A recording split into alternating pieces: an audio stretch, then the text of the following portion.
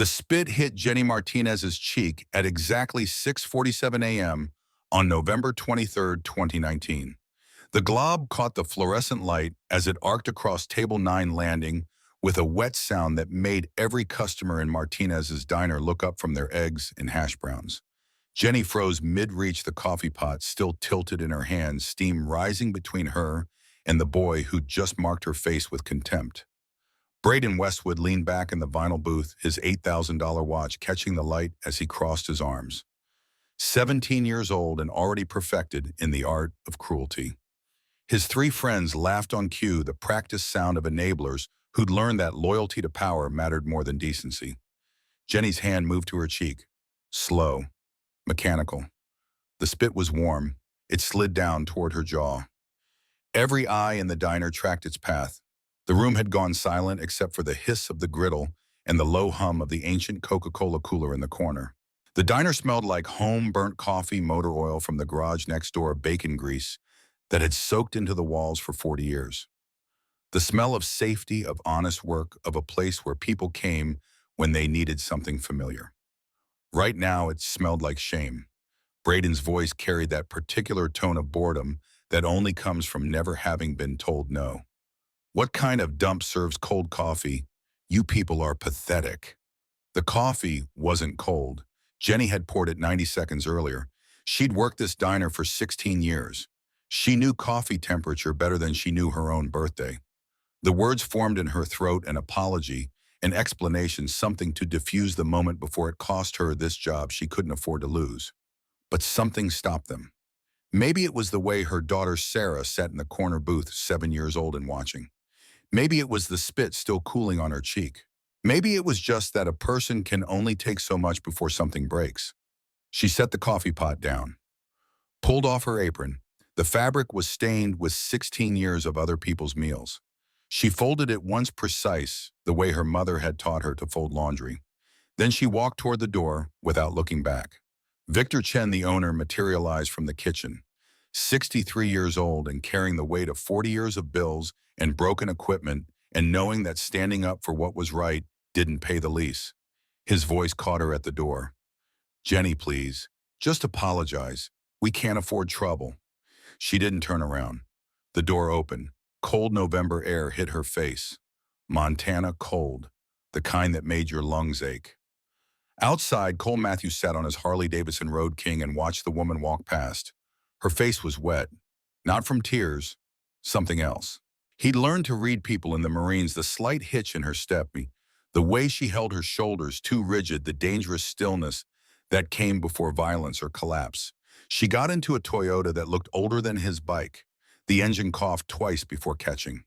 She drove away, leaving tire tracks in the frost. Cole touched the red bandana tied around his left bicep. The fabric was soft from 34 years of touching. Every few minutes his hand went there without conscious thought, fingers tracing the brown stains that had never washed out and never would. Marcus Williams' blood. Tank. Best friend and brother, and the man who died in Cole's arms while they both waited for a medevac helicopter that came 15 minutes too late. His phone buzzed, a reminder he'd set 3 years ago and renewed every morning since. ASL practice, day 1095. 3 years straight. 1,095 days of learning a language he'd never needed before Tank died and left behind a daughter who'd lost her hearing to meningitis at 12. Sophie Williams, now 29. Now married with kids Cole had never met. But every Thursday evening they video called and practiced signing for an hour because Cole Matthews kept his promises even when the man who'd extracted them was dead. The phone rang, not Thursday, not the scheduled time. Cole answered and Sophie's face filled the screen. Her hands moved before she spoke, the unconscious habit of someone who lived in 2 languages. Her fingers spelled it out. Uncle Cole, you don't have to keep doing this. He signed back his movements, still careful and deliberate after 3 years, like speaking a language that hadn't quite become native. I promised your dad. I keep my promises. Sophie's expression carried that particular mix of gratitude and sadness that came from being loved by someone who couldn't let go of guilt. Her hands moved again. He used to say, she paused, switched to speaking, her voice carrying the slight flatness of someone who'd learned to talk before losing the ability to hear herself. He used to say some debts can only be paid forward. Not back. You paid your debt to him by staying in my life. Maybe it's time to pay it forward to someone else. The words settled in Cole's chest like shrapnel. 34 years he'd carried Tank's death. 34 years of touching that bandana and remembering the weight of a dying man and the taste of bone and the way blood looked black in moonlight. Maybe Sophie was right. Maybe the debt had evolved. Maybe keeping promises wasn't about dwelling in past failures, but preventing future ones. The rumble started before he could respond. Not loud yet, just a promise of thunder building on the highway. Cole ended the call with Sophie and pocketed the phone as 40 motorcycles rolled into the parking lot in tight formation. Two abreast staggered by half a bike length, discipline earned over decades of riding together. Brothers who'd learned that survival depended on trust and precision in equal measure. Bear Thompson led them in, 6'4" and 250 pounds of gray beard and leather, 68 years old and still moving like a man who'd spent his 20s as an Army Ranger clearing rooms in places the government didn't admit existed. Behind him came Doc Rivera, former combat medic, who'd pulled shrapnel from screaming soldiers in Bosnia and still carried trauma kits in his saddlebags everywhere he rode. Then Preacher Davis, with his gray ponytail and small silver cross, a man who'd served as Army chaplain and learned that God lived in the spaces between horror and hope. Wrench O'Connor brought up the rear knuckles scarred from 40 years of turning wrenches on engines that shouldn't run but did anyway, through sheer force of will and mechanical spite. 36 others filled the formation. All veterans, all carrying scars visible and otherwise, all wearing the patch that marked them as Hell's Guardians MC, a winged skull above the words, "We ride for those who can't." Bear cut his engine. The others followed in perfect sequence. 40 engines dying in rhythm. The sudden silence felt heavy. Bear's voice carried the particular authority of men who'd led soldiers through bullets and came home with all their people or died trying. "We said Ironside." Cole nodded. They called him Ironside for the scar down his left cheek and the way he stood watch while others slept. The way he'd stood watch for 34 years, waiting for another chance to not be 15 minutes too late. Veterans Memorial Ride, 200 miles to Billings for the service. Preacher dismounted and removed his helmet. The others followed. 40 men standing in a parking lot in Montana cold while their breath clouded the air. Preacher's voice dropped into that particular cadence of men who'd said the same words over too many flag-draped coffins. "Lord, we ride today to honor the fallen. Guide us on this road, and if anyone needs our help along the way." He paused, let the words hang. "Give us the courage to stop." The courage to stop, that's what it took. Not courage to keep moving, to stay busy, to ride away from trouble, because you had places to be and people waiting and a schedule to keep. The real courage came in stopping, in seeing someone who needed help and choosing to be 15 minutes late to somewhere else. 40 voices answered. Amen. The sound of breaking glass cut through the prayer's echo, sharp, violent, coming from inside the diner. Then shouting. A child's voice rising above adult tones, high and fierce, and trembling with the kind of anger that came from watching your mother humiliated and finding rage where fear should be. Cole's instinct fired, the one he'd learned to trust in Kuwait when the quiet moments before ambush felt different from regular quiet. Something was wrong, the kind of wrong that got worse if you ignored it. The diner door stood 15 feet away. Between him and whatever was happening inside lived all the reasons to stay out of other people's business. His lease, his club, his brothers who'd come here to honor the dead, not to get tangled in small-town drama. But Cole Matthews had spent 34 years being too late for the people who mattered. He was done being late. He walked toward the door. 40 brothers fell in behind him without discussion or debate. This was what they were. Not the men who ignored a child's voice raised in desperate defense. Not the men who heard breaking glass and checked their watches and decided someone else could handle it. The door opened. Jenny Martinez's daughter stood in front of table 9, small and fierce, and holding her mother's apron like a shield or a battle standard. 7 years old, maybe 60 pounds, facing down 4 teenagers who outweighed her by a combined 600 pounds and held all the power money and privilege could buy. Sarah's voice shook but didn't break. "You made my mom cry. Apologize." Braden Westwood stood now towering over her with all the casual cruelty of someone who'd never faced consequences for anything. His friends flanked him, predators circling. Victor Chen stood behind the counter, wringing his hands caught between right and survival, choosing survival because that's what 63 years of barely making rent taught you to choose. Braden's voice dripped boredom. Get lost, kid. Sarah didn't move. 7 years old and already learning that sometimes you have to stand in front of the thing you're afraid of because there's something behind you worth protecting more than your own safety. No, you apologize, or I tell everyone what kind of person you are. Braden spit at her. Sarah dodged. The glob hit the wall beside her head, close enough to make the threat clear, close enough to show he'd meant it for her face. Cole walked through his brothers. Didn't run, didn't rush. Just walked with the particular inevitability of men who'd decided something and wouldn't be stopped by anything short of death. He reached Sarah and did what every instinct and years of military bearing told him not to do. He knelt, brought himself down to her eye level, made himself small and vulnerable in a room full of potential threats because this child needed to see his face, not his belt buckle. His voice came out gentle, softer than he'd spoken in years. You okay, sweetheart? Sarah's eyes were wet, but the tears hadn't fallen yet. Her jaw was set in that particular way of children trying to be braver than they felt. He spit at me, and my mom. Cole's hand touched the red bandana. Automatic. 34 years of the same gesture. I know, I saw. He stood, turned. 40 men filled the diner doorway behind him. Not threatening, not aggressive. Just present. Just there. Just completely and utterly refusing to be anywhere else. Cole's eyes found Braden. The boy was trying to maintain his smirk, but something in his face had started to crack. Fear bleeding through privilege. The realization that daddy's money might not work on men who'd seen worse things than anything a teenager could threaten. Cole's voice stayed level, conversational, the tone of men who'd given last warnings to enemies who still had time to walk away. Son, I think you owe these ladies an apology. Braden's hand went to his phone. The universal gesture of his generation. The belief that connection to power mattered more than personal courage. Or what old man? Cole touched the bandana again. Tank's blood, Tank's last breath, Tank's final words about his daughter and promises that didn't die just because the men who made them did.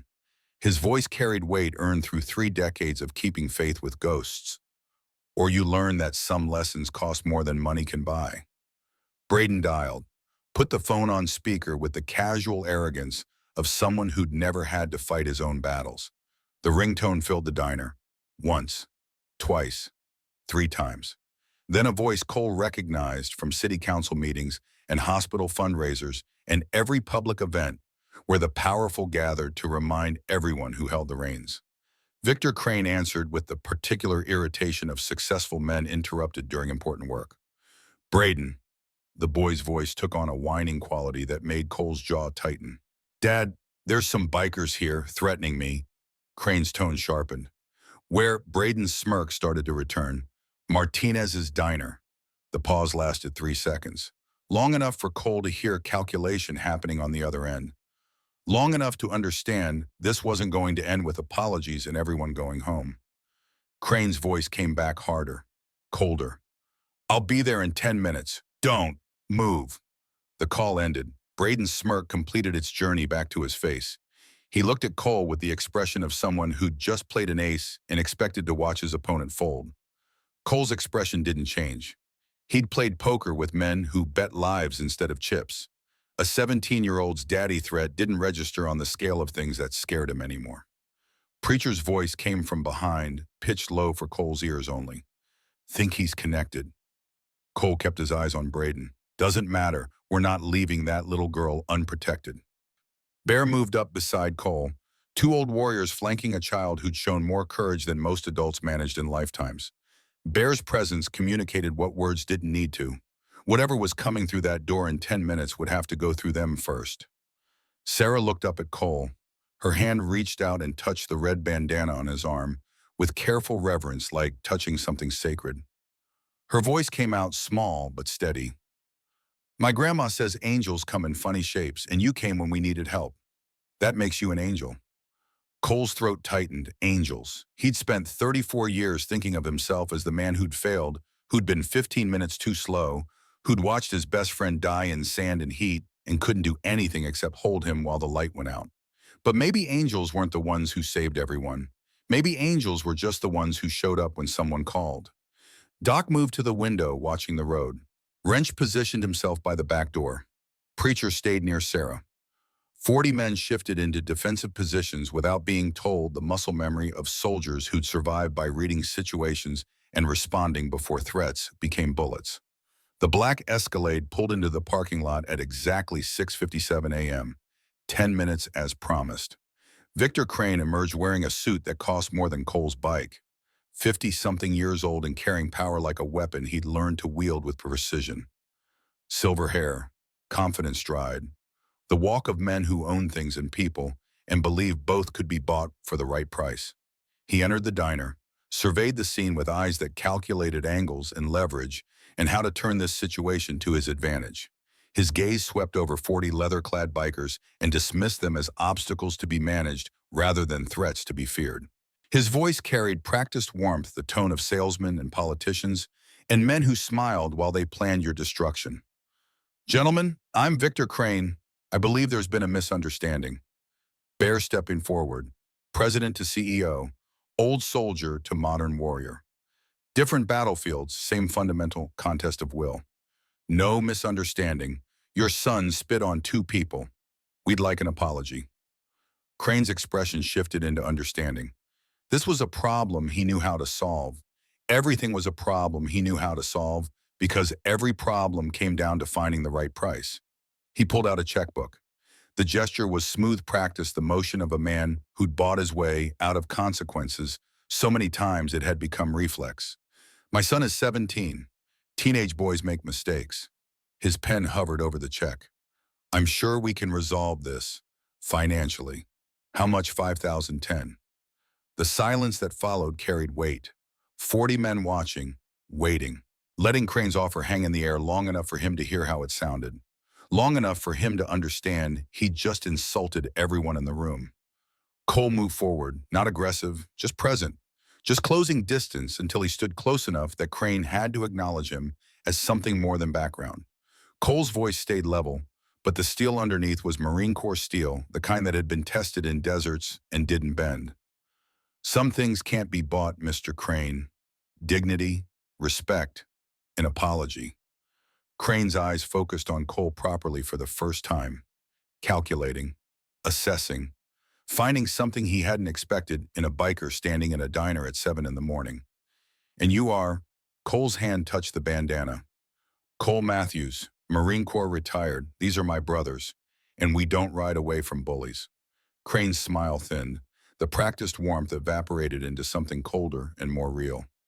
"Marines, then you understand chain of command. I'm at the top of the chain in this town." The words triggered something Cole had kept buried for 34 years. His hand trembled. Just slightly, just enough that he knew he needed to control it before it became visible. The bandana was soft under his fingers. Tank's blood had soaked through 3 decades of weather and washing and memory. Kuwait materialized around him. Not memory, reality. The way trauma worked, collapsing time until past and present occupied the same space. Desert. Explosion. The Levi 25 armored vehicle erupting in orange flame and black smoke. Screaming cutting through radio chatter. Cole's boots pounding sand as he ran toward the inferno for the 3rd time because 2 Marines were still inside and you didn't leave your people behind. Tank had been pinned under twisted metal when Cole found him. 22 years old, right leg crushed. Arterial blood pumping onto sand in rhythmic spurts that matched his heartbeat and would stop matching when his heart stopped. Cole had grabbed him under the arms and pulled, felt skin sliding under his grip, felt Tank screaming, felt the blast wave when ammunition cooked off inside the vehicle and threw them both 10 feet through superheated air. Tank's eyes were already losing focus when Cole crawled back. The bandana had been tied around his head, soaked with sweat and sand and something darker. Tank pulled it off with shaking hands and pressed it into Cole's palm. His voice came out, wet blood filling his lungs. "Cole, my daughter, Sophie, she's only 5. The medevac helicopter had been 15 minutes late. Sandstorm, bad intel on landing zone coordinates. Reasons that made sense operationally and meant nothing when you were holding your best friend while he bled out 7 minutes before help arrived. Tank's last words, "Give this to her, tell her daddy loves her." Cole had promised. Taken the bandana, watched the light leave Tank's eyes. Received the Purple Heart later for burns on his shoulder and back from pulling wounded men from burning vehicles. The citation mentioned bravery and selfless service. It didn't mention the algebra of seconds and distance, the way a man could do everything right and still lose, the way guilt felt heavier than shrapnel and lasted longer than scars. Present time crashed back, 34 years compressed into heartbeats. Cole's vision cleared. Crane was still talking, still believing his money and position mattered to men who'd measured worth differently for decades. Cole's voice came out rough, raw, carrying weight from a desert grave and a promise kept through 3 years of learning sign language for a friend's daughter, and every day since when he touched that bandana and remembered. I understand something more important than chain of command. I understand that when you make a promise, you keep it. And I promised a dying friend I'd protect the helpless. Today, that's this little girl. The diner's air changed. 40 men felt it. The shift from confrontation into something deeper. Something about principles that couldn't be negotiated or bought. Something about lines that didn't move no matter how much pressure got applied. Crane's expression hardened. The businessman mask fell away, revealing something meaner underneath. "You don't know who you're dealing with." Bear's voice came from Cole's left, deep and certain as bedrock. "We know exactly who we're dealing with. Question is, do you know who we are?" Crane looked at 40 veterans, saw something in their eyes that maybe reminded him wars were fought by men who'd decided something mattered more than survival. Men who'd volunteered to stand between their country and danger. Men who'd carried that willingness home and never quite figured out how to put it down. Crane recalculated. His voice stayed cold, but the strategy shifted. "Fine." Braden apologized to the waitress. Braden's face went slack with shock. "Dad." Crane's tone could have cut steel. Now, Braden's jaw worked, pride warring with obedience, privilege discovering consequences. He forced the words through gritted teeth, directing them at Cole rather than Jenny. "Sorry." Cole didn't move. "Not to me, to her, and mean it." The door opened. Jenny Martinez stood in the doorway with Sarah beside her. She'd come back, seen the escalade, understood her daughter was inside with men who held power over everything she had, came anyway because that's what mothers did. Braden turned to Jenny. The words came out flat, rehearsed, the minimum required to satisfy the demand. "I'm sorry for spitting on you." The silence stretched. Jenny's face carried the weight of 16 years of swallowing pride, of taking abuse from customers who believed service workers existed beneath notice, of teaching her daughter through example that survival sometimes meant letting people treat you wrong because fighting back cost more than enduring. Her voice came out quiet but steady. "Thank you." Crane's expression said the matter was closed. Business concluded. He moved toward the door, already dismissing the incident as resolved and forgotten. But he stopped at the threshold, turned back. His eyes found Cole, and the smile that crossed his face held no warmth at all. "Oh, Mr. Matthews, that club of yours, I own the building you lease for your clubhouse. Consider your lease terminated. 30 days.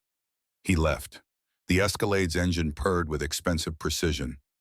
The vehicle pulled away, leaving silence and the understanding that power came in forms beyond physical confrontation. That money could hurt in ways fists couldn't. Jenny approached Cole, Sarah's hand wrapped tight around her mother's. Jenny's eyes were wet, but her voice stayed steady. "Thank you. I don't know what to say." Sarah's hand reached out and touched Cole's vest. Her fingers traced the patch, the winged skull, the words promising protection for those who couldn't protect themselves. Her voice carried the particular certainty of children who hadn't learned yet that the world didn't work the way it should. "Are you an angel?" Cole looked down at this 7-year-old who'd stood up to a boy twice her size because right mattered more than safety, who'd watched strangers defend her and decided maybe the world held more good than she'd been taught to expect. His throat closed around words that wouldn't come. Doc moved forward, his medic's instinct overriding social awkwardness. Ma'am, you need anything? Medical attention, food. Jenny hesitated. The kind of hesitation that came from knowing you needed help, but being afraid of what it cost. Finally, the words came out in a rush. Actually, my friend needs help. Her daughter ran away last night. She's scared. Her husband is dangerous. She thinks he might have taken their little girl. Cole's chest tightened. Another child. Another situation spiraling toward violence. Police involved. Jenny's face carried the answer before she spoke. Her husband is police, Deputy Wade Garrett. The 40 bikers exchanged glances. Garrett had a reputation. The kind of cop who saw the badge as permission rather than responsibility. Who collected complaints that never quite made it to official channels because his father-in-law had been sheriff for 20 years before retirement. Bear's voice carried caution earned through decades of knowing when to fight and when to wait. We know Garrett. He's complicated. Jenny pulled her phone out, showed them a photo. Asian woman, mid-30s, exhausted eyes. My friend's name is Rachel Chen. She called me this morning frantic. Her daughter Mia, she's 7. She's deaf. She's missing since last night. Cole's hand went to the bandana. Automatic. Sophie's face floated through his mind. Tank's daughter who'd lost her hearing at 12. Who'd needed someone who spoke her language and found an uncle who'd learned it for her. 3 years of Thursday evening video calls. 3 years of practicing signs until his fingers remembered what his voice couldn't say. His phone buzzed. Unknown number. Cole almost ignored it, almost let it go to voicemail because they had places to be, in a memorial service waiting, and 40 brothers who'd come to honor the dead. But something made him answer. That same instinct that had pulled him toward breaking glass 5 minutes ago. The screen filled with a small face. 7 years old, Asian features, pink jacket, terror in her eyes, moving fast, the image bouncing with a vehicle motion. The girl's hands moved in frantic patterns. ASL, she was signing. Cole's breath stopped. 3 years of practice materialized into desperate purpose. His eyes tracked her hands, translating gestures into meaning. Help! Danger! Man! Hurting! Mom! Her hands moved faster, more urgent. Background noise suggested highway speeds. Someone driving fast. Someone who hadn't noticed the child had a phone or didn't care. Mom, tide, tree, forest, dying. Cole's fingers moved automatically, muscle memory overriding shock. He signed back, hands visible to the camera. Where I'm coming. Mia's face showed recognition, relief, understanding. Someone saw her. Someone understood. Her mouth opened to respond, male voice from off-camera, rough and angry. Who are you talking to? The screen went black. The call cut off. Nothing but the bland screen of a disconnected phone and the weight of knowing a child was in danger and he'd just lost the only way to find her. Cole's chest felt compressed. 34 years of being 15 minutes too late. 34 years of touching a dead man's blood and remembering promises. The universe was giving him another chance. Another child who needed help. Another parent in danger. Another choice between obligation and action. His voice came out rough. We ride now. Bear's face showed conflict. Protocol, plans. The 200 miles to Billings and the memorial service where 200 veterans waited to honor the fallen. What's going on? Cole looked at his brothers. 40 men who'd ridden together for decades. Who'd learned that sometimes the scheduled ceremony mattered less than the immediate crisis. Who'd stood with him through divorces and defeats in the long years of learning to live after war. A 7-year-old deaf girl just called for help. Her mother's dying. We don't have time to wait. Preacher's voice carried the weight of men who'd presided over too many funerals. Brother, we have a memorial service in Billings. 200 veterans waiting. Cole touched the bandana. Tank's blood, Sophie's face, Mia's desperate signing. The pattern repeating across decades until the debt had become something eternal. Something that couldn't be paid back, only forward. His voice broke on the words, but he said them anyway. Tank died because help came 15 minutes late. I won't let another child lose a parent because I chose a ceremony over a life. The silence held weight. 40 men processing, understanding, making the same calculation Cole had made, that honor lived in action, not ritual. that the dead would understand better than anyone why you didn't make it to their memorial. Bear's decision carried presidential authority and brotherly love in equal measure. Brothers we ride.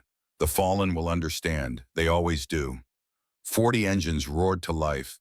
The sound built and overlapped and became something beyond individual machines. Became thunder. Became promise. Became the sound of men who'd decided something and wouldn't stop until it was finished. Cole swung onto his Road King. The engine's vibration traveled through his body familiar as heartbeat. 34 years on two wheels. 34 years of riding toward things instead of away. The red bandana pressed against his arm. Tank's blood. Sophie's inheritance. Mia's salvation. The formation pulled out. 40 bikes moving as one. Not toward Billings and ceremony, toward forest and danger, and a child who'd called for help in the only language she knew and found someone who'd spent 3 years learning to answer. Jenny and Sarah stood in the parking lot watching. 7 years old and already learning that sometimes angels came wearing leather. That sometimes help arrived in forms you didn't expect. That the world held more good than fear taught you to believe. Cole led his brothers toward the unknown, toward whatever waited in forest darkness, toward another chance to not be 15 minutes too late. The engine sang beneath him, the road stretched ahead, and somewhere in the Montana wilderness a child waited for rescue while her mother hung from a tree and time counted down in heartbeats, in seconds, in the narrowing distance between promise and fulfillment. The forest road split into 3 arteries through Pinewood National Forest, 30,000 acres of pine and granite and the kind of wilderness where people went missing and stayed that way. Cole's group took the northern route, 10 bikes carving through pre-dawn darkness at speeds that pushed the limits of control.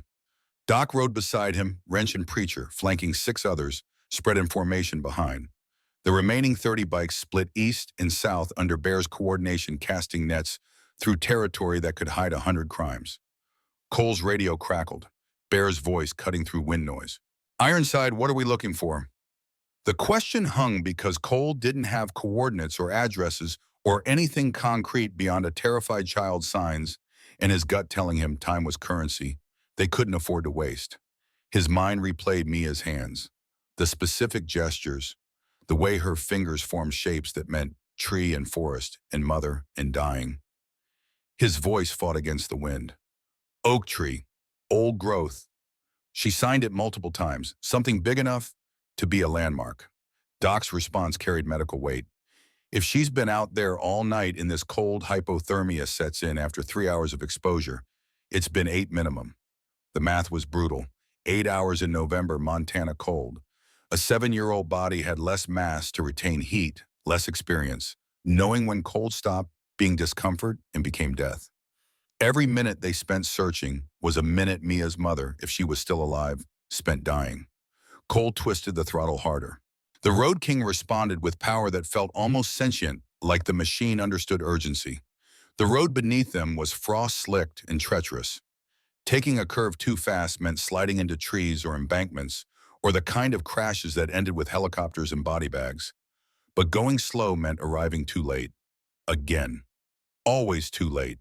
The tire tracks appeared at mile marker 47, fresh cuts through frost leading off the maintained road onto a logging trail that hadn't seen official use in decades. Wrench spotted them first, his mechanic's eye catching details others missed. He signaled. The formation slowed. 10 bikes turned onto the trail. The path narrowed. Branches scraped leather and chrome. The bikes moved single file, now headlights cutting through darknesses that felt thick enough to choke on. Cole's instincts screamed. This was the place. Where bad things happen, far enough from civilization that screaming didn't matter. The oak tree materialized like something from nightmare. 200 years old if it was a day, 8 feet across at the base. Branches spreading like skeletal fingers reaching for a sky they'd never touch. And hanging from one of those branches, suspended in a position designed to prolong suffering, was Rachel Chen. Cole's bike skidded to a stop. Gravel sprayed. He was moving before the engine died, boots hitting ground and legs carrying him forward on pure instinct. The others dismounted in controlled chaos. Doc grabbed his medical kit. Wrench produced climbing gear from saddlebags that seemed to contain every tool ever invented.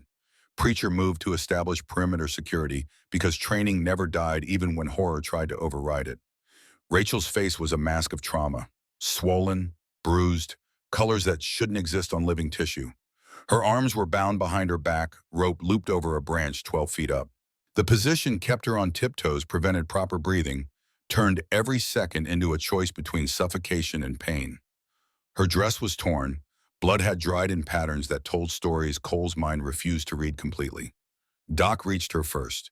His hands went to her throat, fingers searching for pulse, while his eyes tracked chest movement and skin color, and 100 other indicators that separated alive from almost dead.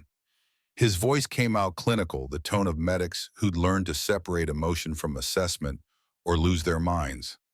Pulse present but weak, maybe 30 beats per minute. Diminished breath sounds right side probable pneumothorax. Core temperature. He pressed a digital thermometer to her neck. The reading made his jaw tighten. 82 degrees, stage 3 hypothermia. The words translated to minutes, maybe 20 before her heart stopped trying, maybe less if the collapsed lung compromised oxygen further. Maybe more if she was strong and lucky, and the universe decided to pause its cruelty long enough for help to arrive on time. Wrench was already climbing. His body moved with efficiency that came from 40 years of solving mechanical problems and treating trees like just another structure to navigate. Knife in teeth, rope over shoulder. Ascending like gravity was optional. He reached the branch. The blade cut through rope in controlled strokes because dropping her would cause injuries Doc couldn't fix in a forest with a trauma kit and prayers. Bear and Preacher positioned themselves beneath Rachel's suspended form. Hands up, ready. Wrench cut the final strand. Rachel dropped. They caught her with gentle precision, lowering her to ground covered in pine needles and frost. Doc worked with the practiced speed of someone who'd patched soldiers under fire in places where hospitals were dreams, and survival meant keeping blood inside bodies until helicopters arrived. IV line, oxygen mask. Every leather jacket came off 40-pound backs.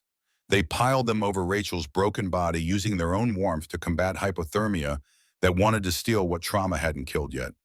Cole knelt beside Rachel's head. Her eyes fluttered open, unfocused, struggling to process reality through whatever cocktail of pain and shock and hypothermia her brain was drowning in. Then her hands moved, weak, trembling, but deliberate. She was signing. Cole's 3 years of practice crystallized into desperate purpose.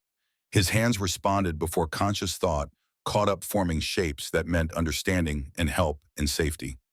Rachel's fingers spelled out letters with agonizing slowness. MIA. Then another sign. WHERE. Cole signed back. Looking, who did this? Rachel's face twisted. Pain or memory or both. Her hands formed signs that made Cole's blood crystallize. HUSBAND, GARRETT. Then more signs, faster, urgent, despite the weakness. TRAFFICKIN. The word hung in the air. Trafficking, not domestic violence, not a husband losing control in an argument. Something organized, something that required infrastructure and connections, and the kind of evil that treated human beings as inventory. Rachel's eyes rolled back. Consciousness fled. Doc checked her vitals again, adjusted the oxygen flow, wrapped another jacket around her torso. His voice carried the weight of triage decisions made in places where saving everyone wasn't possible. She's stabilizing. Barely. We need a hospital within 2 hours or we're looking at organ failure. Cole's radio erupted, Bear's voice cutting through the static of distance and tree cover. Ironside, we got the girl, 2 miles northeast of your position. She's alive but hypothermic. Bringing her to you now. The relief hit Cole like physical force. Alive. Mia was alive. The call hadn't come too late. Help hadn't arrived 15 minutes after Hope died. For once, the universe had paused its cruelty long enough for the right people to be in the right place. 10 minutes later, Bear's group emerged from the forest. The lead bike carried precious cargo. Mia Chen sat in front of Bear, wrapped in his leather jacket, like a child swallowed by adult-sized armor. She was barefoot, pink jacket insufficient for Montana November, skin showing the waxy pallor of advancing hypothermia. But her eyes were open and tracking, and showing the kind of awareness that meant brain function hadn't crashed yet. Bear's massive frame dismounted with surprising gentleness. He lifted Mia down like she was constructed from spun glass and might shatter from rough handling. His voice, usually commanding enough to order soldiers into fire, came out soft enough for a frightened child. "Hey there, little one. Your mom's right here. She's hurt, but she's alive." Mia's eyes found her mother. The sound that came from her throat was wordless and primal. Not quite a scream, not quite a sob. The noise of a child who'd spent a night believing she'd lost everything and just discovered maybe loss wasn't total yet. Cole moved forward, knelt again. Getting down to her eye level had become instinct, making himself small and non-threatening for children who'd learned adults represented danger. His hands moved into signs before speaking because she needed to know someone understood her first language. "I'm Cole. Your mom sent me. You're safe."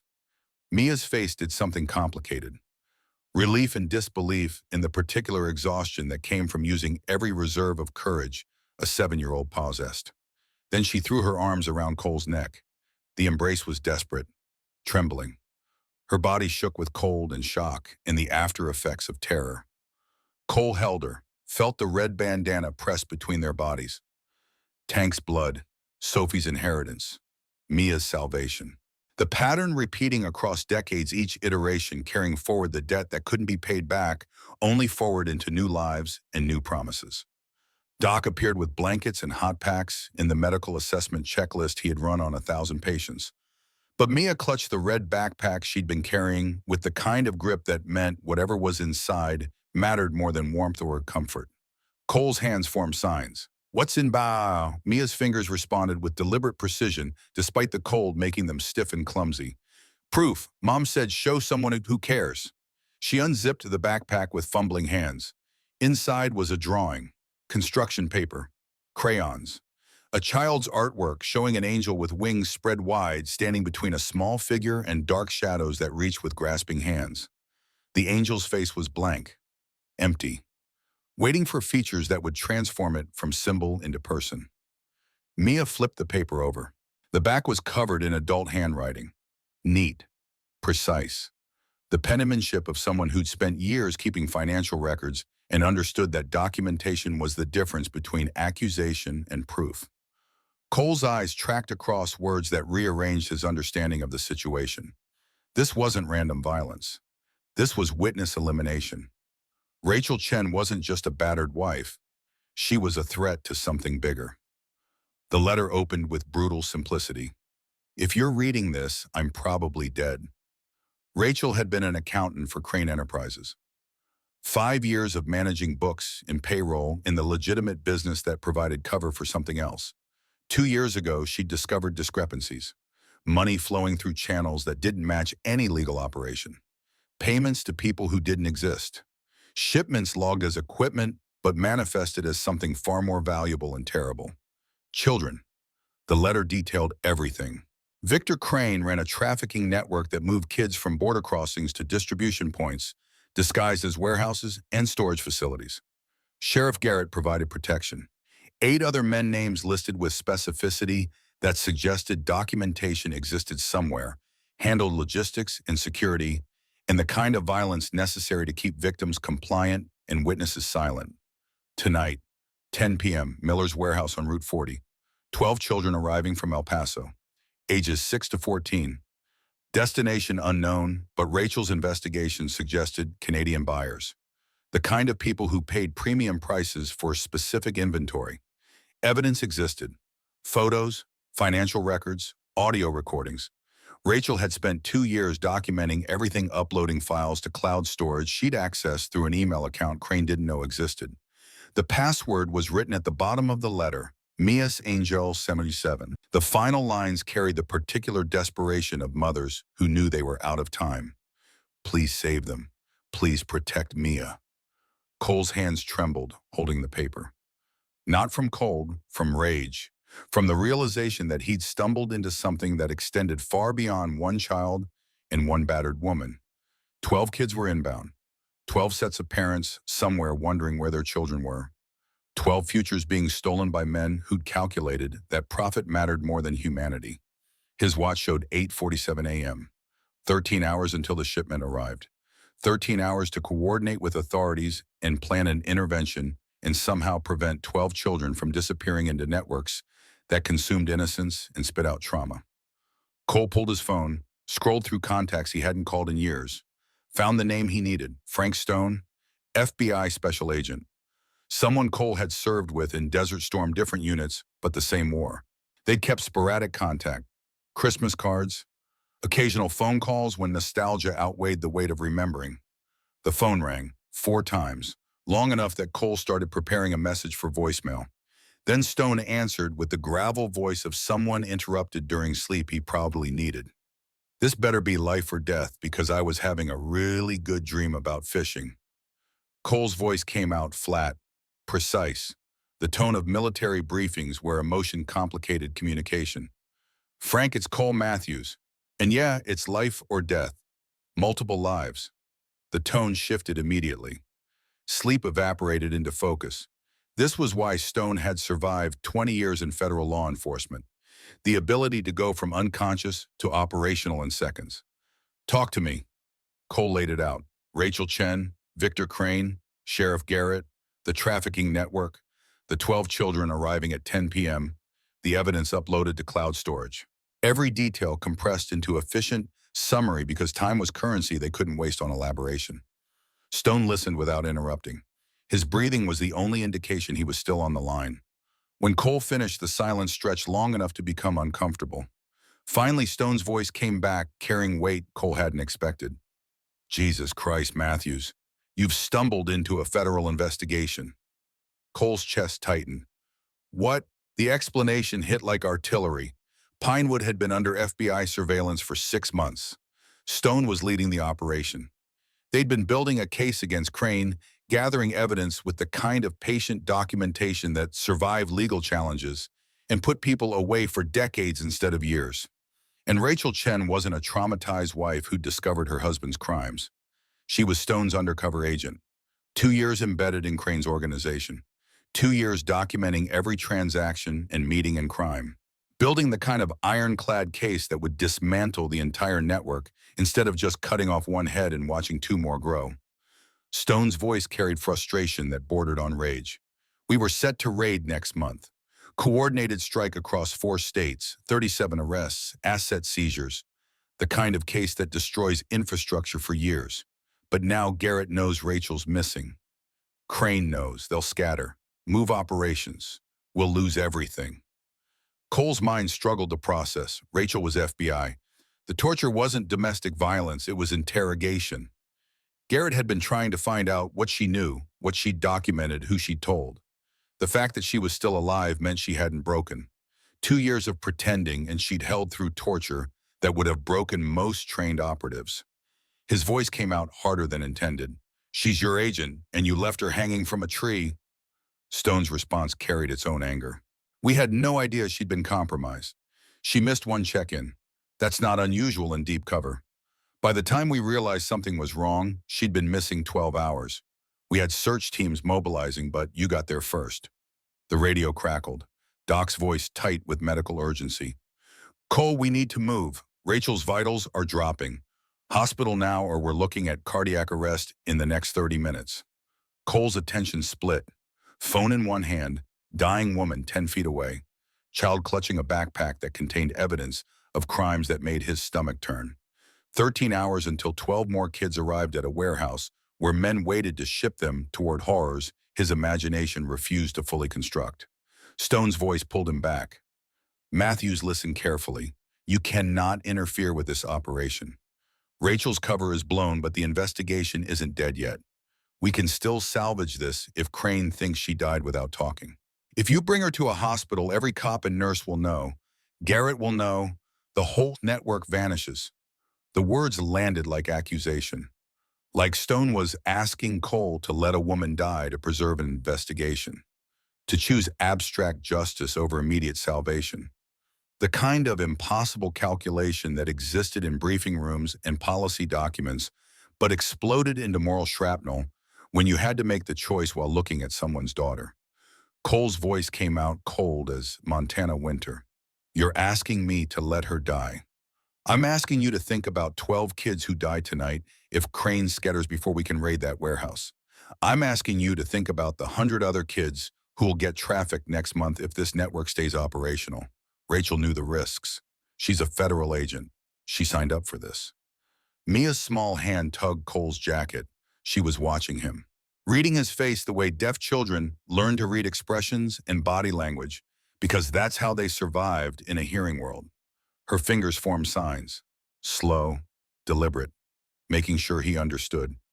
Mom, okay. Cole looked at this 7-year-old who'd spent a night in cold and terror because her mother had decided that documenting evil mattered more than personal safety.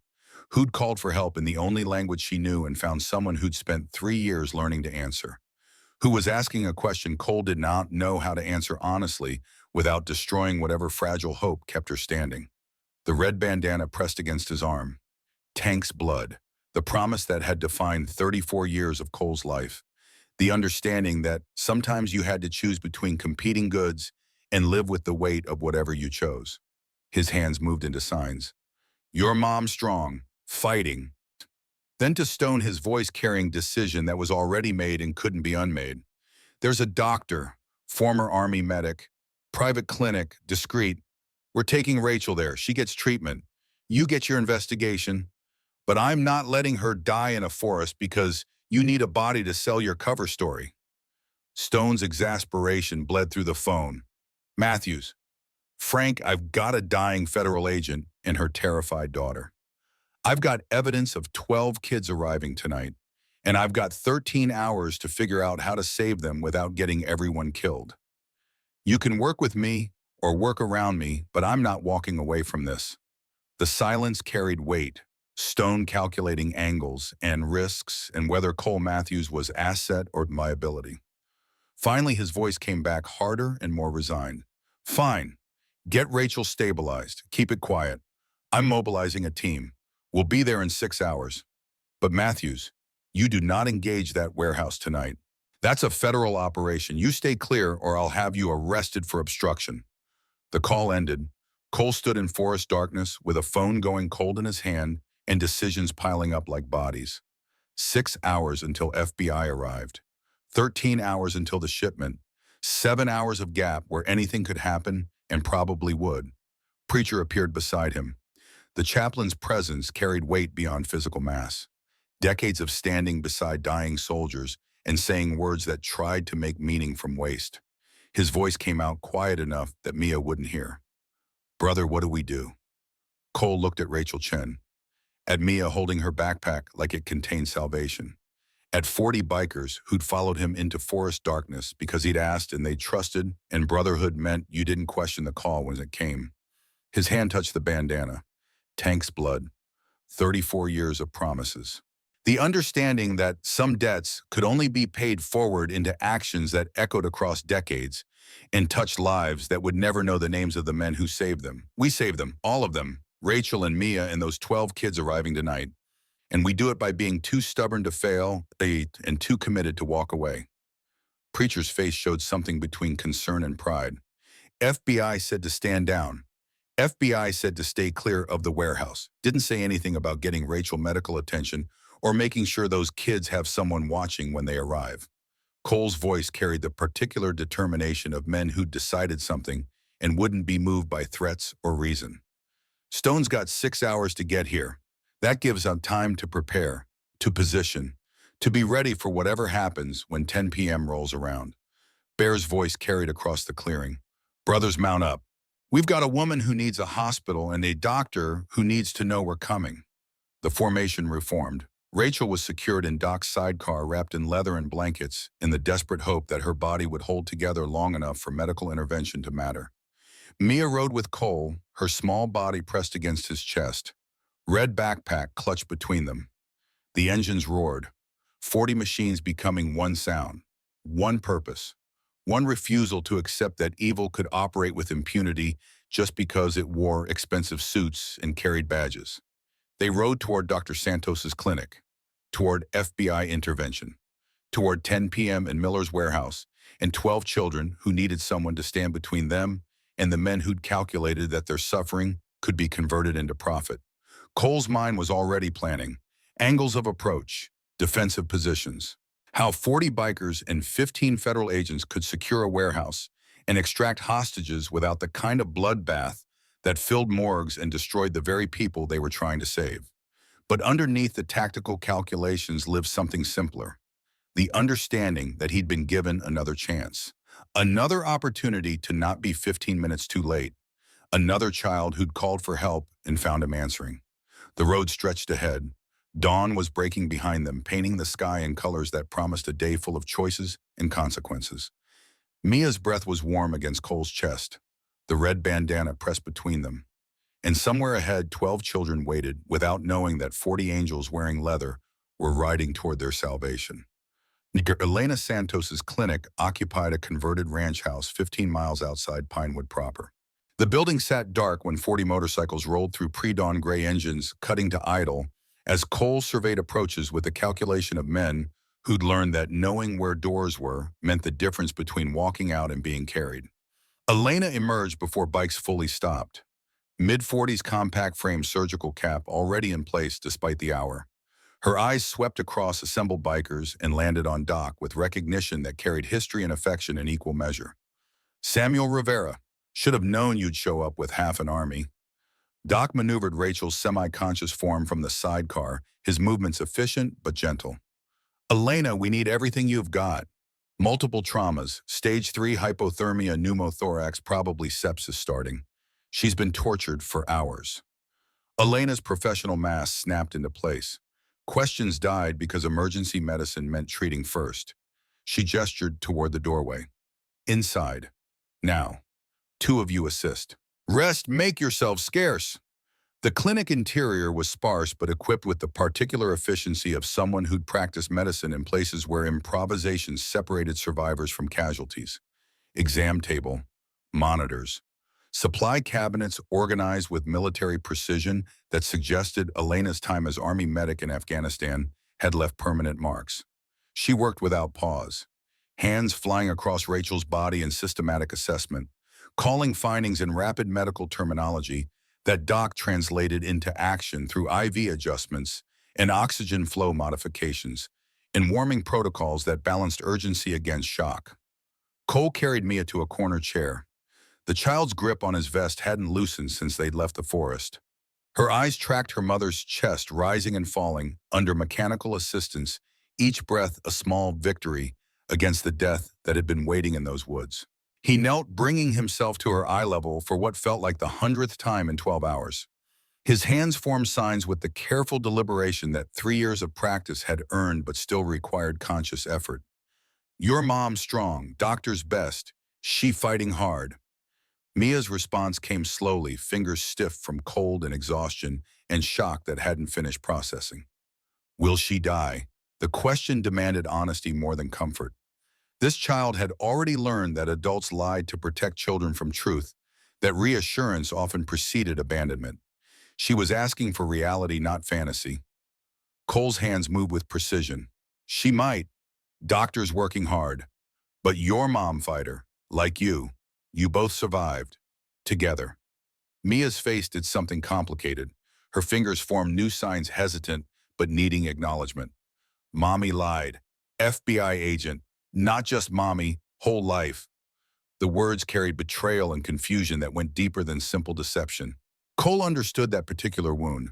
34 years of touching Tank's bandana and wondering if friendship had been real or just military necessity forged in crisis, whether promises mattered when relationships were born from circumstance rather than choice. His hands moved carefully, searching for truth that a 7-year-old could hold without breaking. Your mommy real. FBI job she did, not who she is. Like, doctor wears scrubs at work, still mom at home. Clothes change. Love doesn't. Mia's small face twisted, processing information that challenged everything she'd believed about her mother. She lied, protect me. Yes, save other children too. Dangerous work. If bad men knew you her daughter, hurt you. She chose danger so you stay safe. That real love. The understanding came slowly. Recognition replacing confusion. Mia's body collapsed against Cole's chest, not from fear, but from exhausted relief that maybe betrayal was actually the deepest form of protection. Elena's voice cut through their moment with clinical precision, edged in cautious optimism. Multiple fractured ribs, collapsed right lung, severe internal bruising. She's stable now, but barely. Core temp rising, but infection is setting in. She needs a real hospital within 24 hours, or sepsis will kill her where torture didn't. The timeline was brutal but workable. 24 hours gave them window to keep Rachel hidden while Stone's operation moved forward. Cole's phone buzzed, Stone calling back with updates that would either solve problems or create new ones. He stepped outside where Mia couldn't read lips through windows. Morning had fully arrived, weak November sun doing nothing to cut Montana cold. Stone's voice carried the particular frustration of federal agents whose carefully constructed operations had just exploded in their faces. Matthews, I've got teams mobilizing. We'll be there by 2 p.m. That gives us 8 hours before the shipment arrives at 10. Cole watched his brothers position themselves around the clinic perimeter. Not threatening, just present, just refusing to be anywhere else until the job was finished. What do you need from us? The pause suggested Stone was swallowing objections about civilian involvement. Finally, pragmatism won over protocol. Intelligence, current warehouse layout, security positions, guard rotations, camera placements, anything you can gather without tipping Crane that we're coming. Cole's mind was already planning reconnaissance runs disguised as casual passes. We can do that. Quiet. Professional. Stone's voice hardened with emphasis, and Matthews keep Rachel's survival quiet. If Crane knows she's alive and talking, he scatters before we execute warrants. We need him confident the threat died in those woods. The tactical logic made sense even as it violated every instinct Cole possessed about protecting witnesses. But Rachel had been undercover for 2 years. She understood operational security better than most career agents. This was just another performance in service of larger goals. The call ended. Bear approached with the respect of men who'd learned when to push and when to let decisions settle into clarity. What's the play, Ironside? Cole touched the bandana. Automatic gesture. Comfort and reminder and promise compressed into fabric and blood that had survived 34 years of being carried. Stone wants warehouse intelligence. We do recon passes. Make it look casual. Professional riders killing time. Bear's expression showed approval. And when 10 p.m. rolls around, they both knew Stone's orders to stay clear weren't orders Cole intended to follow. Not when 12 children were arriving and federal operations had ways of going sideways that left innocent people dead in the chaos. Not when the universe was giving him another chance to not be 15 minutes too late. We position close enough to respond if things go wrong. Stone gets his operation. We provide backup he doesn't officially know about. Everyone wins. The hours compressed into activity disguised as leisure. 10 bikes rode past Miller's warehouse in staggered passes over 6 hours. Cameras hidden in vest pockets captured building layout and guard positions and delivery dock access. Every detail cataloged and transmitted to Stone's team through encrypted channels that suggested federal equipment worked better when civilians stayed cooperative. The warehouse occupied the outskirts of industrial Pinewood. Corrugated metal walls, single story, maybe 10,000 square feet. 2 semi-trucks idled near loading docks, exhaust visible in cold air. Guards patrolled in pairs with casual confidence that spoke of men who believed local law enforcement provided immunity from consequences. Wrench's count put visible security at 18. That's heavy for legitimate warehouse operations. Crane knows something's wrong. Cole studied the structure through binoculars from a ridge half a mile distant. Or he's always this paranoid. 2 years of Rachel documenting means 2 years of near misses and wondering if today's the day it all falls apart. Doc's voice carried medical certainty earned through decades of treating people who made terrible decisions under pressure. Man operating under that kind of stress makes mistakes. Desperate people do desperate things. The observation proved prophetic at 3 p.m. when Cole's phone rang with Victor Crane's number. The tactical implications were immediately clear. Crane had researched who'd interfered in his son's discipline that morning, knew about Hell's Guardians, understood that 40 bikers represented potential complications to tonight's operation. Cole answered without preamble. Let silence do work that words couldn't. Sometimes the most powerful response was refusing to fill empty air. Crane's voice carried forced warmth that couldn't disguise underlying menace. Mr. Matthews, Victor Crane, I believe we started poorly this morning. Perhaps we could discuss a mutually beneficial arrangement. The offer was recruitment dressed in corporate language. Crane trying to buy Hell's Guardians the way he'd bought Sheriff Garrett and 8 others, turned potential enemies into paid assets. Cole's jaw tightened until his teeth ached with pressure. His voice came out flat, cold, carrying the weight of men who'd been offered compromises with evil before and chosen harder roads. Some things can't be bought, Mr. Crane. We established that at breakfast. Crane's warmth evaporated into something colder and more authentic. Everyone can be bought, Mr. Matthews. It's just a matter of finding the right price. Your clubhouse lease was a warning. I own half this town. Banks, hospital, the judge who'd hear legal challenges. You're operating in my territory. Cole watched guards change shifts through binoculars, noted timing and patterns, and where weaknesses existed in security that looked professional but wasn't quite military grade. I've operated in hostile territory before, Mr. Crane. Usually came out the other side. Can't say the same for the hostiles. The threat was implicit but clear.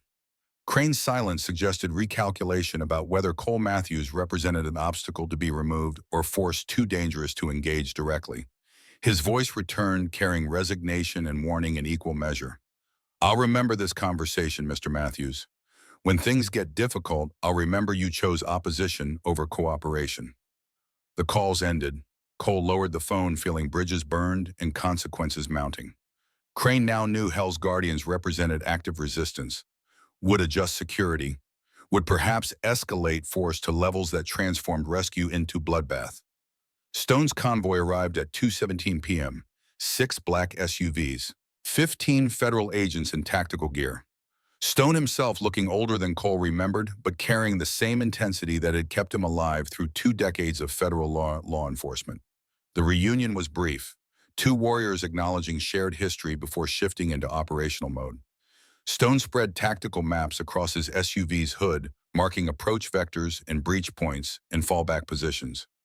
Primary entry through front at 9:45 p.m., 15 minutes before scheduled delivery. Battering ram, overwhelming force. Secondary teams secure exits. We catch them pre-staging. Cole studied the map with military training that identified gaps. What about the children if they're already there when you breach crossfire becomes lethal? Stone's expression showed he'd calculated that particular nightmare repeatedly. That's why timing matters. We hit before delivery, secure warehouse, control the situation when truck arrives. The plan was sound in theory. In practice, plans survived until first contact with the reality when chaos replaced order, and people died despite everyone's best intentions. Stone's voice hardened preemptively. Matthews, I know what you're thinking. This isn't Kuwait. We're not rushing burning vehicles. This is controlled federal operation with proper equipment and trained personnel. Cole's hand touched where the bandana used to rest. Tank had died in a controlled military operation with proper equipment and trained soldiers. 15 minutes late because helicopters couldn't land in sandstorms, and proper protocol meant waiting while good men bled out. Frank, I'm saying bad things happen to good plans. When they do, those kids need someone close enough to respond immediately. The standoff held weight, Stone representing federal authority and proper procedure, Cole representing instinct that proper procedure sometimes meant arriving after it mattered. Finally, Stone's shoulders dropped in resignation. Fine. Perimeter positions. Outside operational zone. You see things going wrong, radio me first. No cowboy bullshit. Those kids' lives depend on doing this right. Agreement wasn't surrender. Perimeter meant being close enough to see when things went sideways and respond before casualties became body counts. The afternoon compressed into final preparations. 40 bikers checked weapons with casual efficiency that came from ritual practiced until it became meditation. Magazines loaded, sights verified, communications tested, details attended to because details separated survivors from casualties. Mia found Cole in a sunset-painted western sky in colors that reminded him of desert horizons. She'd been resting with Rachel at Elena's clinic, but now stood in parking lot holding her red backpack and the drawing of the angel with Cole's face rendered in careful crayons. Her fingers formed signs with deliberate precision. I want help tonight. Cole's instinct was immediate refusal. 7-year-olds didn't participate in federal raids on trafficking networks. But something in Mia's expression stopped reflexive denial. This child had survived a night in cold and terror, had been brave enough to call for help and stay alive until it arrived. Dismissing her need to participate felt like diminishing her courage. His hands moved into signs. Too dangerous. Need you safe. Mia's response carried the particular stubbornness of children who'd already survived more than most adults would face in lifetimes. Those kids scared, like me scared. Maybe I help them not scared. Show them someone who survived. The logic was sound even as it violated every protective instinct.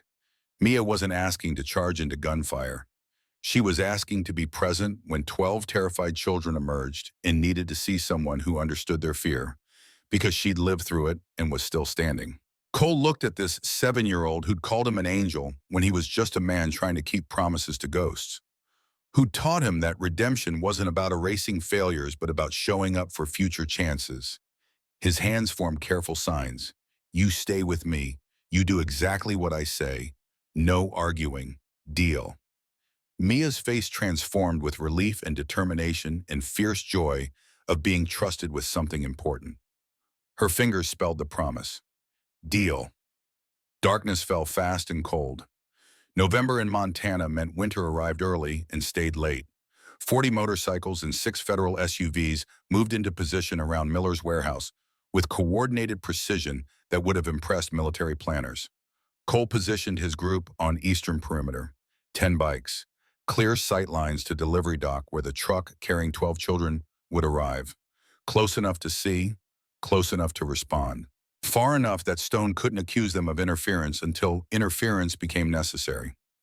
Mia sat in front of Cole, wrapped in his leather jacket that swallowed her small frame. Her breathing stayed steady, calm. Children possess resilience that adults lost somewhere between youth and maturity. The ability to be terrified and functional simultaneously because terror was just another emotion to manage rather than succumb to. Stone's voice crackled through encrypted radio. All units in position. Final weapons check. We breach on my mark at 9:45. Remember, children are priority 1. Everything else is secondary. The minutes crawled with the particular agony of waiting for violence to start. 9:30, 9:35, 9:40. Cole's hand touched the space where Bandana used to be, feeling its absence as presence. Tank's blood. 34 years of promises. Tonight he'd keep them all or die trying. At 9:43 p.m., the universe proved that plans were just wishful thinking wrapped in tactical language. Through binoculars, Cole watched a guard inside the warehouse moving with a jerky panic, pouring liquid from industrial containers. The motion was deliberate, systematic, accelerant being spread across floor and equipment and anything that could burn hot enough to destroy evidence. Then flame. Orange eruption that punched through roof, followed by black smoke climbing towards stars. Secondary explosions as stored materials caught and added fuel to destruction. Stone's voice cut through radio static. All units hold position. Repeat hold. Crane just triggered his insurance policy. He's burning everything rather than let us seize it. Cole's training identified the problem immediately. Fire was Crane's fallback. If the operation collapsed, destroy evidence and witnesses and anything that could connect him to crimes. The children weren't there yet, but when they arrived, they'd be driven straight into Inferno that would eliminate 12 problems along with any documentation.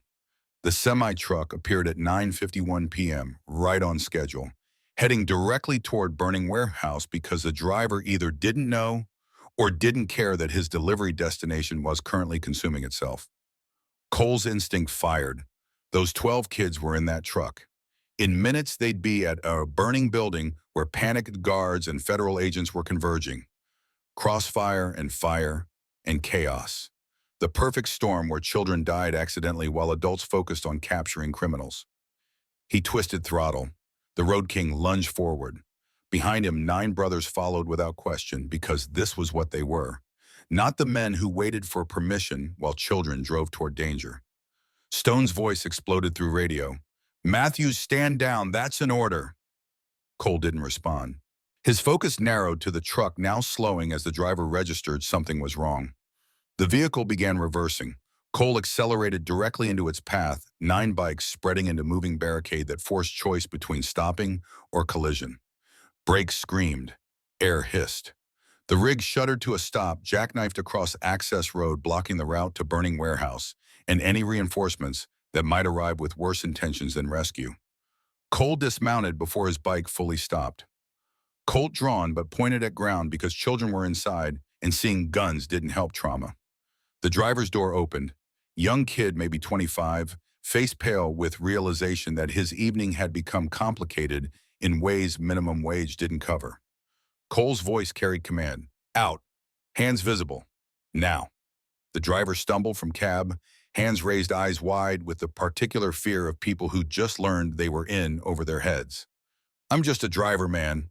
They don't tell me what I'm hauling. Wrench materialized with bolt cutters moving toward trailer's rear doors. The padlock was industrial grade, but 40 years of mechanical experience meant Wrench understood that everything had weakness if you knew where to look. Metal screamed, the lock gave way, doors swung open. The smell hit first. Human waste, fear, vomit, the stench of people confined too long in spaces designed for cargo, not children. Cole's eyes adjusted to interior darkness, and he saw them. 12 small figures huddled against far wall, ages ranging from maybe 6 to early teens. Clothes dirty, faces tear-streaked, eyes reflecting terror that came from days or weeks of incomprehensible horror that had taught them adults represented danger and promises were lies.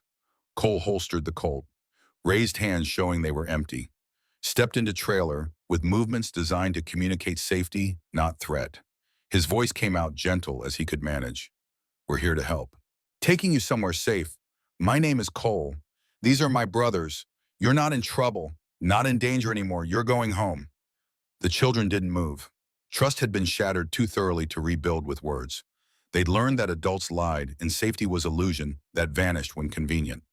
Mia appeared beside Cole, small and fierce, wearing jacket that made her look even tinier.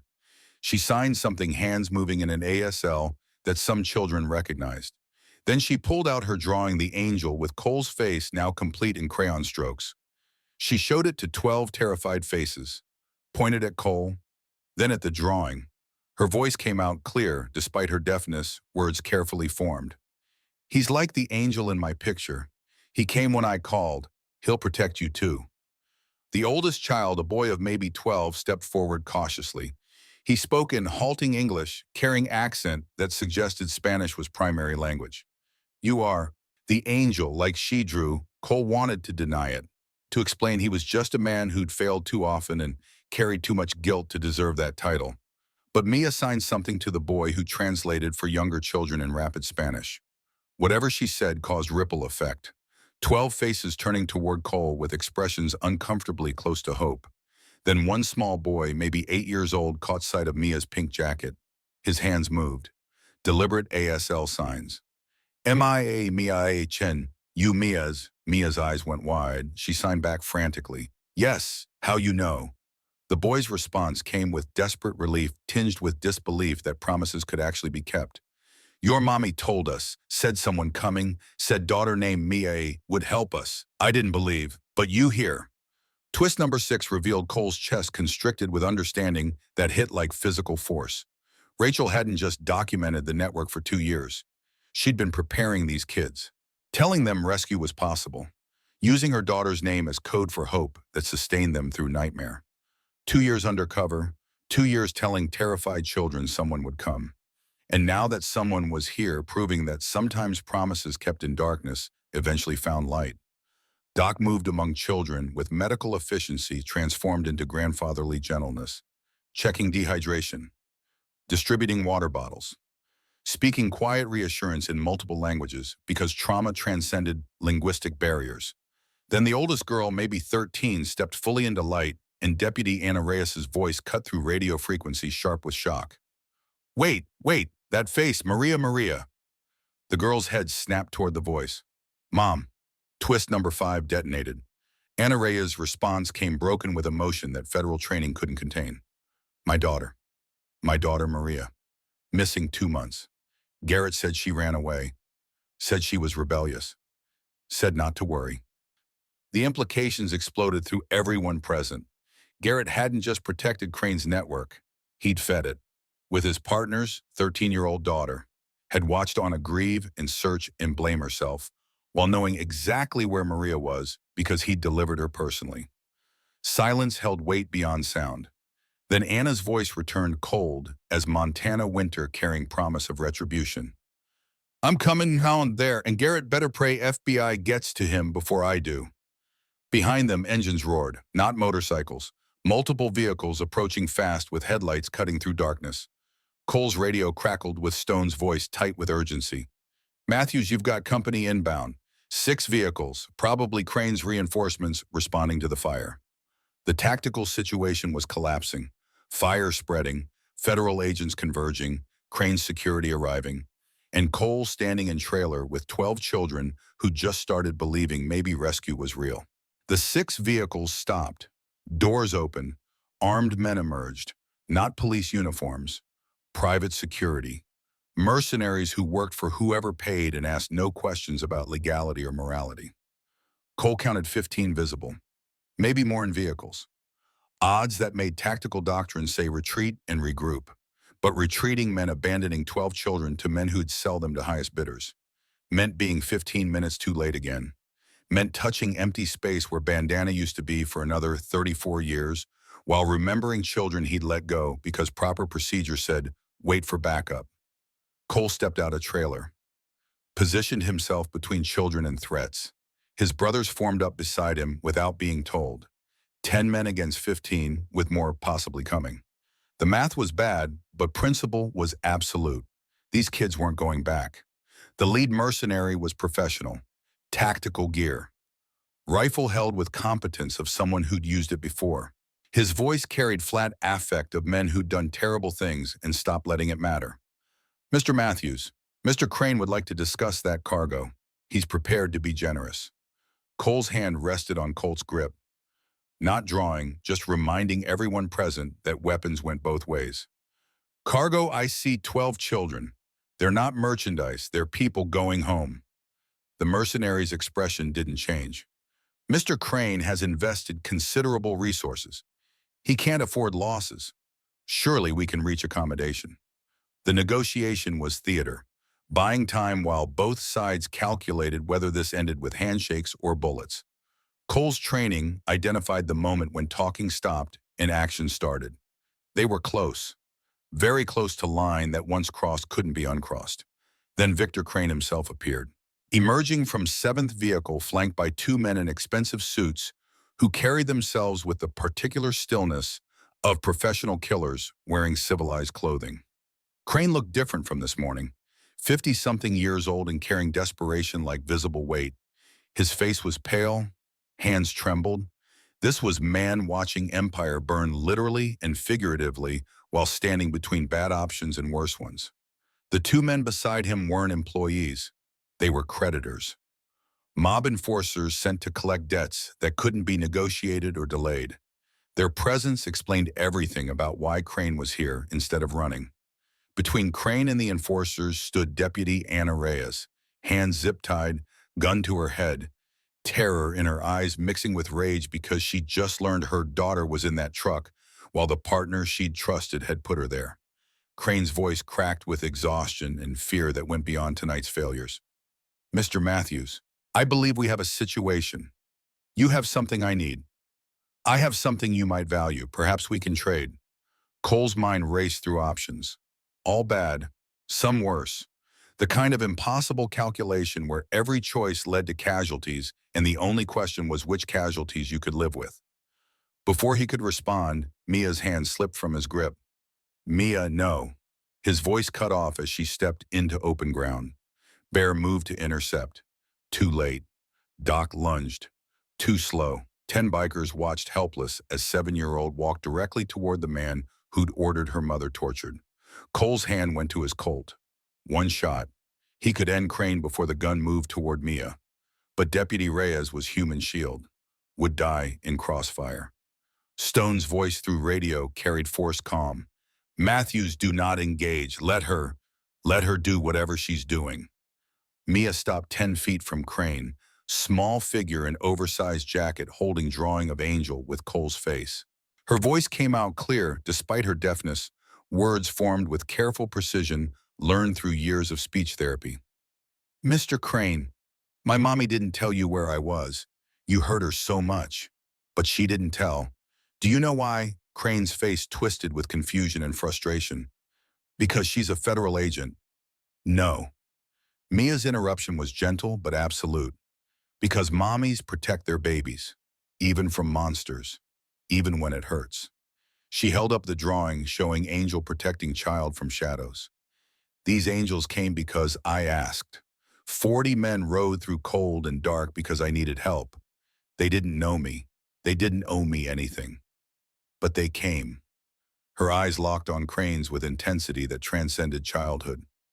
How many people would come for you, Mr. Crane, if you needed help right now? Who would ride through darkness for you? The question landed with weight of truth so simple it couldn't be argued. Crane had built empire on money and fear and leverage, had surrounded himself with employees and mercenaries and people who stayed because payment was good. Not one person present would risk anything to save him. His gun hand trembled. The weapon pressed harder against Ananias' skull as his voice climbed toward breaking.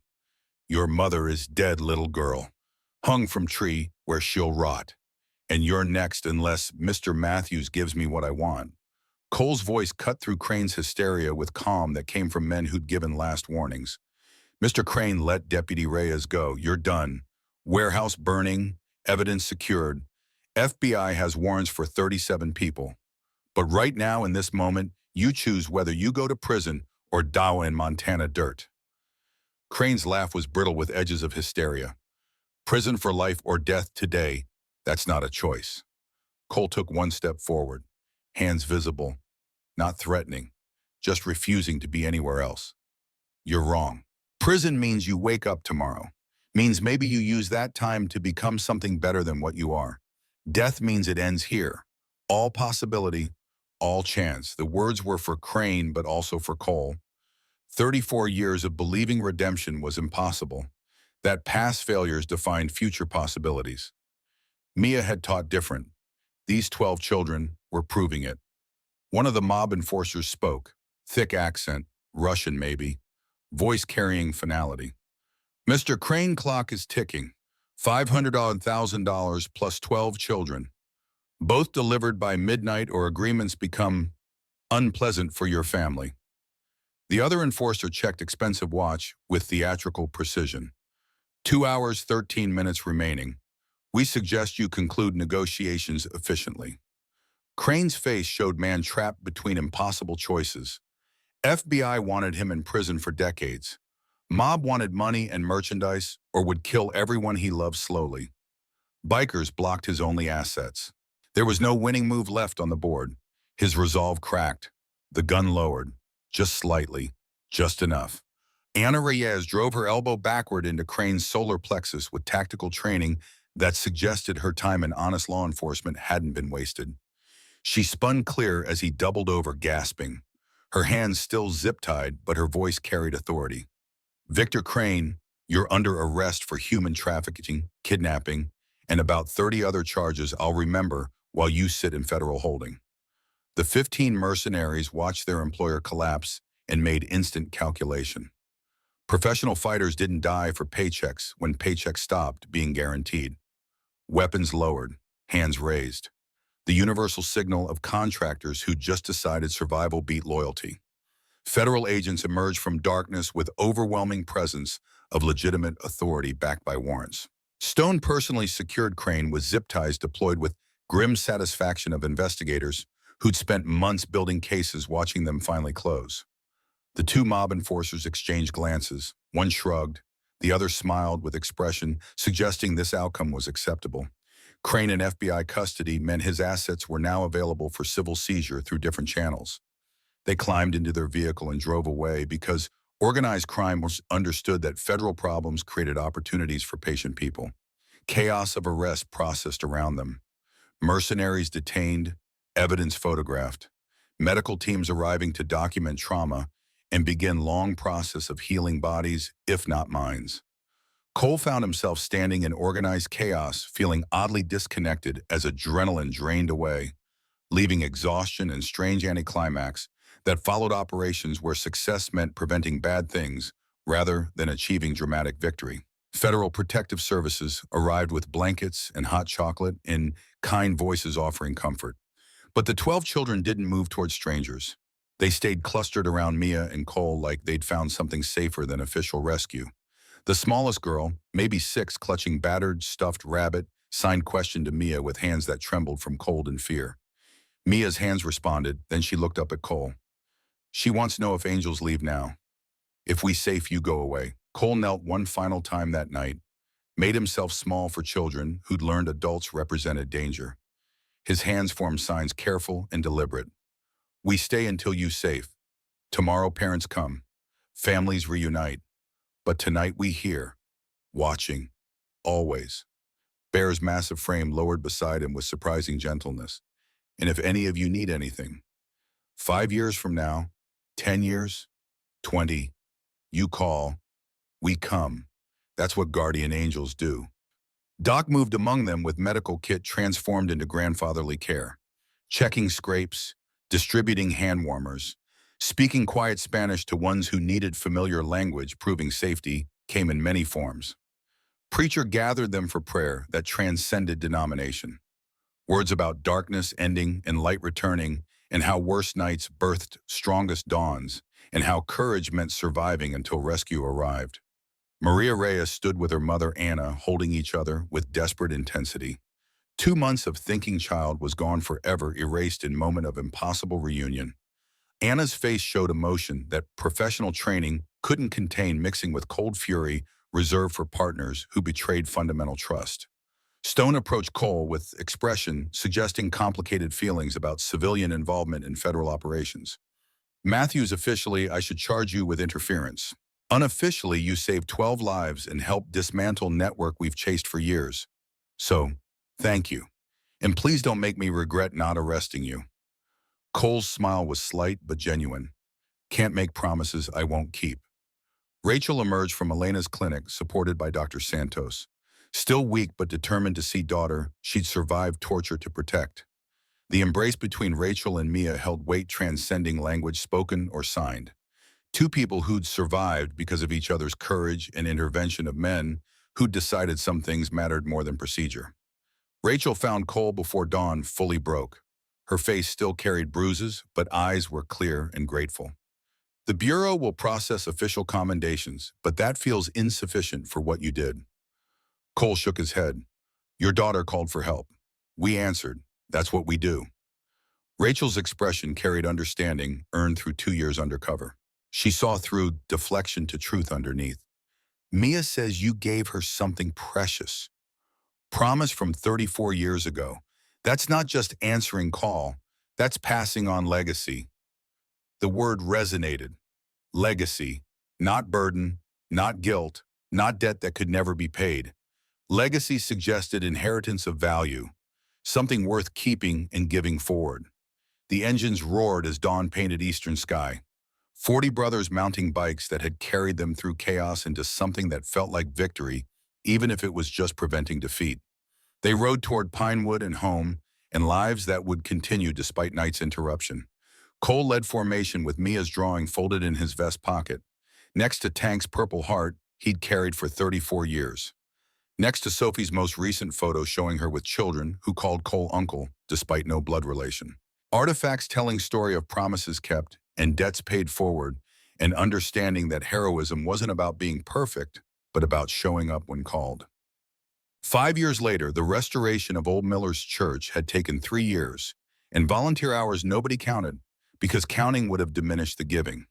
Stone walls that once sheltered abandoned worship now hosted annual gatherings bringing hundreds from across Montana and neighboring states.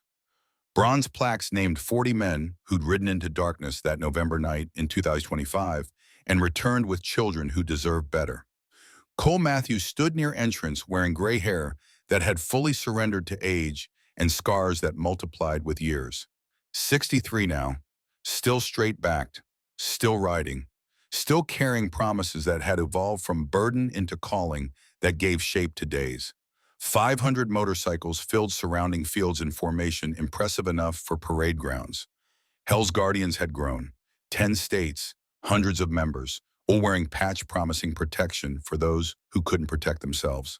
The club that started as Brotherhood of Veterans had become movement touching lives across regions. Chen emerged from church, 12 years old now, tall for her age with her mother's features and fierce determination that was entirely her own.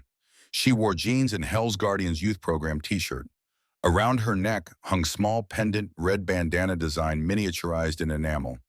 She still carried promise Tank had made to dying friend 39 years ago.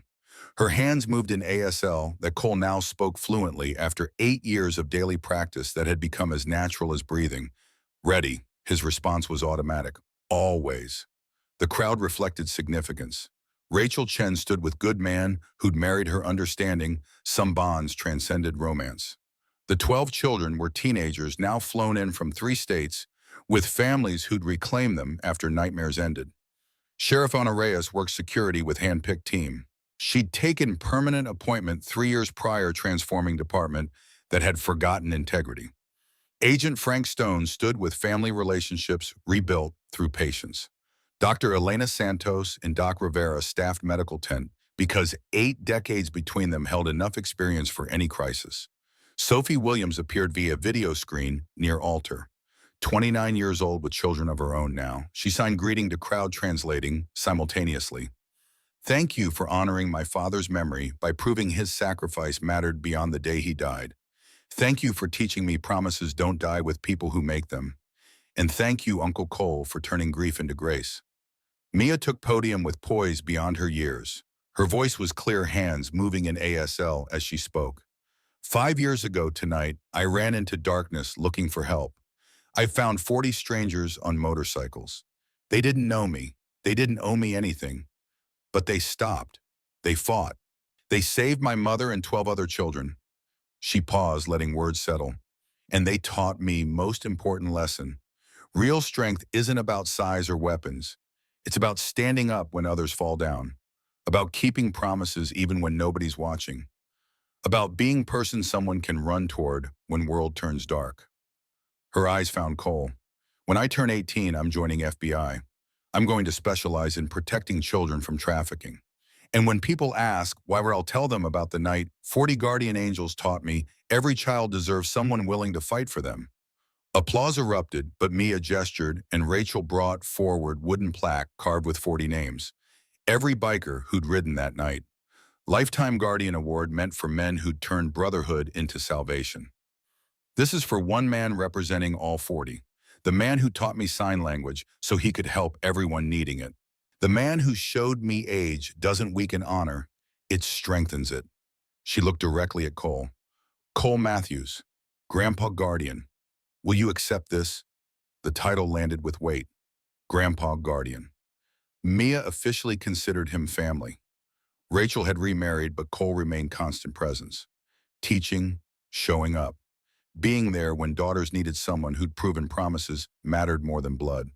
Cole moved forward, accepted plaque, studied 40 names in oak. His brothers.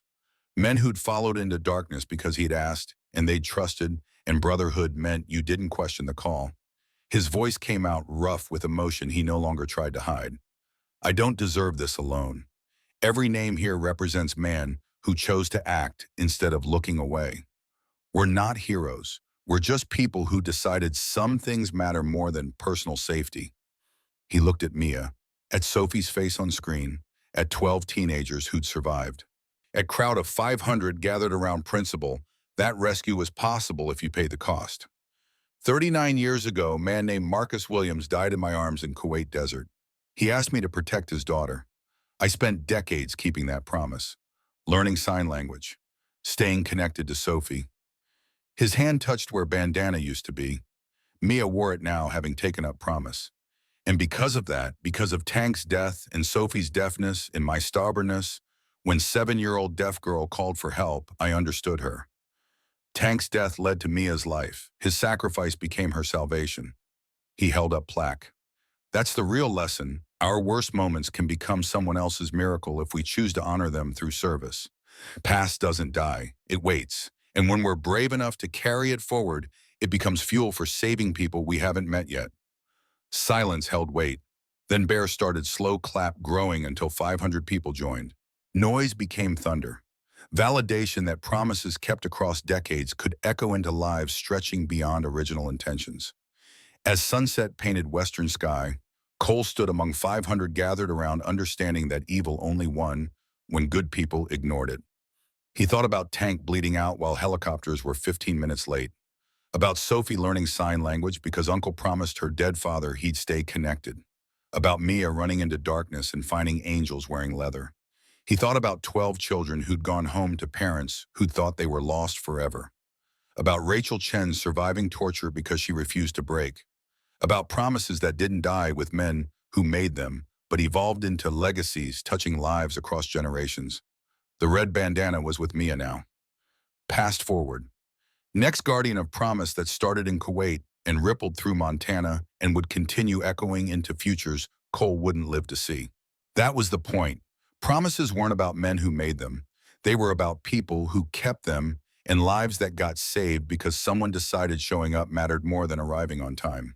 Cole Matthews walked to his Road King, 63 years old and still riding, still carrying scars visible and otherwise, still touching space where bandana used to be and feeling its presence through absence. Tomorrow would bring new calls, new children needing help, new chances to not be 15 minutes too late. But tonight he'd done what he'd promised Tank 39 years ago. He'd protected the helpless. He'd kept faith with the dead. And he'd proven guardian angels weren't mythical beings born in heaven. They were damaged humans who decided their pain could be transformed into someone else's salvation.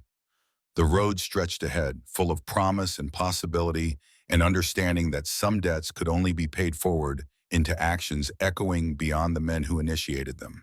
Cole rode into sunset, not alone, never alone, surrounded by brothers and legacies and promises refusing to die because men who made them refused to stop keeping them.